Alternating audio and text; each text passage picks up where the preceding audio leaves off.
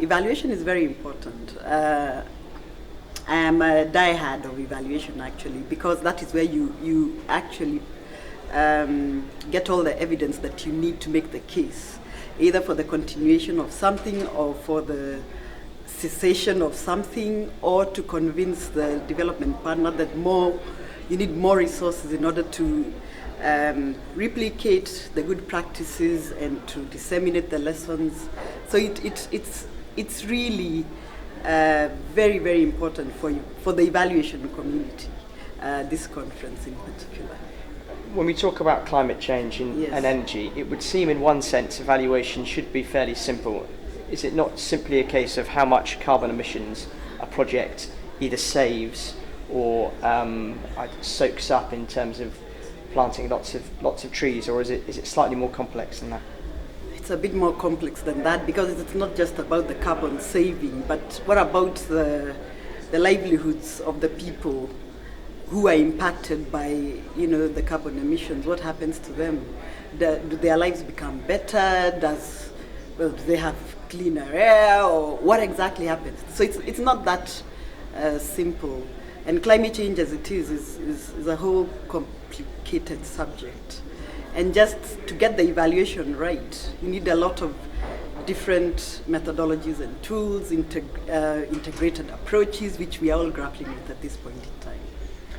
I thought it was interesting. We heard a presentation earlier on from Andrew Steer, head of the World Resources Institute, and he was talking about the different kinds of projects that people focus on. And he was almost suggesting that big finance bodies move away from specific projects on renewable energies and work on larger, more ambitious projects, such as making finance more transparent in India, or mapping deforestation in Brazil or Indonesia.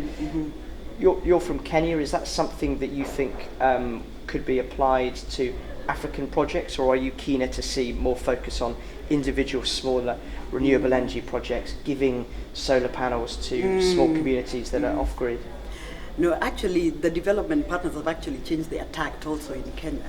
So we are finding that they don't want to support individual projects, but a consortium of partners doing very many different types of projects that all come together under one umbrella.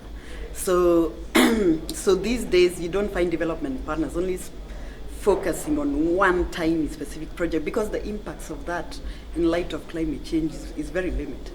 But when very many partners come together, this one doing something on water, energy, diversification of livelihoods or incomes, then it all comes together to make a better outcome for the development partner. So it's all over. It's not just at the global level, so to speak. Even regionally and nationally, we are seeing development partners supporting integrated projects. A final question. Is an increased focus on evaluation likely to put pressure on countries which do not have transparent financial systems, which do not have clear taxation systems, and where there is evidence of corruption? Is that going to put them at a big disadvantage when it comes to big donors? Initially, maybe, but they have to get their act together. If you need global financing on climate change, you have to have your systems in order. You have to have a system that collects data, that shows the evidence that what you're doing with every dollar, or every pound, or every euro is actually making an impact where it should be. So they just have to get their act together.